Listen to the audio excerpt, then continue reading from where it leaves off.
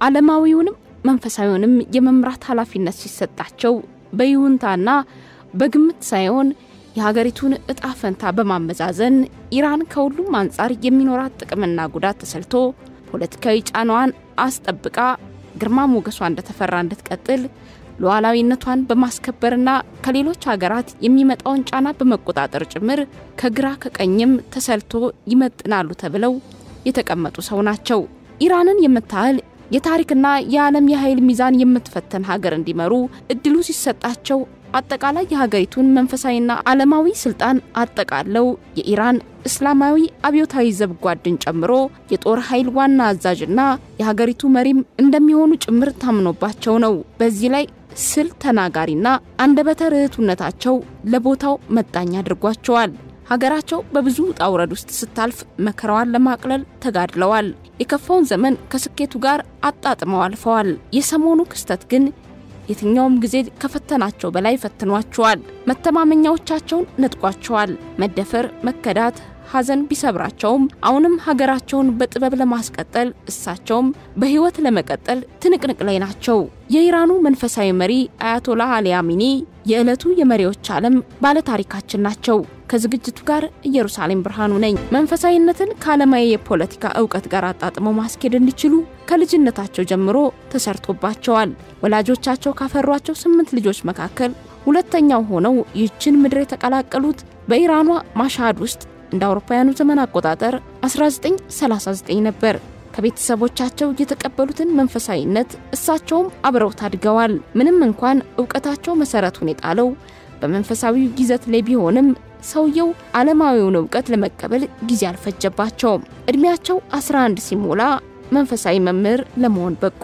ወደ ጉርምስናው እድሜ ሲገቡ በኢራን እስላማዊ አብዮት ከስልጣን የተወገዱት የኢራን ንጉስ ተቃዋሚ በመሆን ከፊት መታየት ጀመሩ። መቃወማቸው ወንጀል ሆኖ ለእስር ዳረጋቸው። ምን ይሄ ብቻ ከ6 ጊዜ በላይ በኢራን ንጉሳዊ የሚስጥራዊ አካላት ተይዘው ተሰቃይተዋል። ስቃዩ ሲበዛ ግን ስደት መረጡ።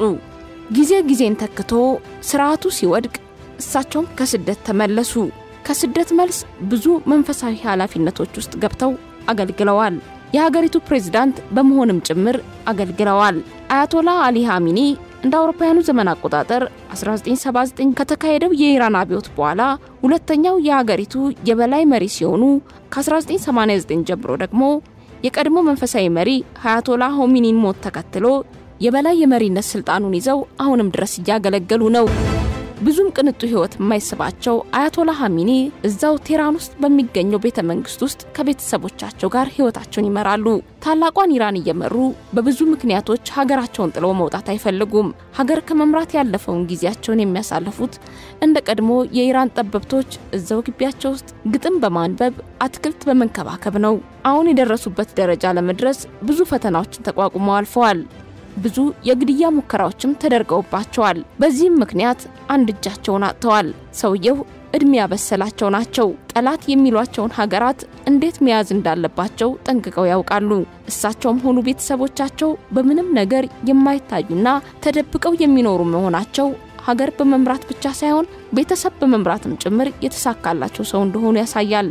ስልጣናቸውን ይረከባል ተብሎ የሚጠበቀው ልጃቸው ከ10 ዓመት ወዲህ በእስላማዊ ሪፐብሊክ ውስጥ ካሉት በጣም ኃያላን ግለሰቦች መካከል አንዱ ተደርጎ ቢቆጠርም በስልጣን ርክክብ ተዋረድ መሰረት ለልጃቸው እሳቸው በቀጥታ ማስተላለፍ ግን አይችሉም። ልጁ የስልጣን ልምምዱን ተግባራዊ እያደረገ ኃይሉንም ማጠናከር ተያይዞታል። በሀገሪቱ ህገ መንግስታዊ አካላት ላይ የበላይነት ባለውና ከፍተኛ ስልጣንን በያዘው የጠቅላይ መሪውን ቢሮ ጨምሮ አክራሪ በሆኑት በአባቱ ዙሪያ ባለስልጣናት ውስጥም ሳይቀር ከፍተኛ ተሰሚነትን እያገኘ መሆኑ ተስፋ እንዳለው ያሳያል። የቀደምት ስልጣኔ ባለቤት የሆነችው አሁንም ባለው የካፒታሊስቱ ዓለም ላይ ኢኮኖሚያዊና ፖለቲካዊ ተጽዕኖ ስሟ በፍርሃትም በብርታትም የምትነሳው ኢራንን የሚመሩትኝ ሰው ሀገራቸውን በተለይም የጦር ኃይል በማደራጀት እንዲሁም የተለያዩ የዓለም ስጋት የሆኑ አሸባሪዎችና ታጣቂ ቡድኖችን በማስታጠቅ የዓለም ሚዛን ወደ አንድ ከማጋደል ይልቅ ተገማች እንዳይሆን እየሰሩ ካሉ መሪዎች ውስጥ አንዱ አድርጓቸዋል።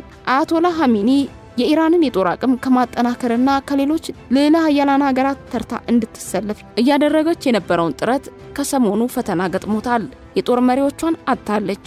ቀንከሌት ሲለፉላት የነበሩ ሳይንቲስቶቿን በእስራኤል ያልታሰበ ጥቃት ተነጥቃለች። እንደዛም ሆኖ ሰውየው ከሚታሰበውና ከሚገመተው በላይ ሆነው እስራኤልን አርበድብደዋል። በደረሰባቸው ግፍ ልክ መበቀል ባይችሉ እንኳን የእስራኤልን ከተሞች ባልታሰበ ጥቃት አውድመዋል። አዛውንቱ መሪ የሰሞነኛው ነውጥ ቢያንገዳግዳቸውም ህዝባቸውን በማበርታት መምራት ምን ማለት እንደሆነ እያሳዩ ነው። በኤክስ ገጻቸውም ለህዝባቸው እንዲህ ሲሉ መልእክት አስተላልፈዋል። ጠላት እንደምትፈሩት ከተሰማው አይለቃችሁም።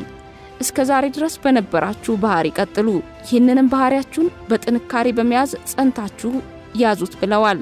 እስራኤል፣ አሜሪካና ሌሎች በጠላትነት የፈረጇቸው ሀገራት ቀጣይ ምን እንዳቀዱላቸው ባይታወቅም እሳቸውም ከነሱ በልጠውና ስለው መጠበቃቸውን ተያይዘውታል።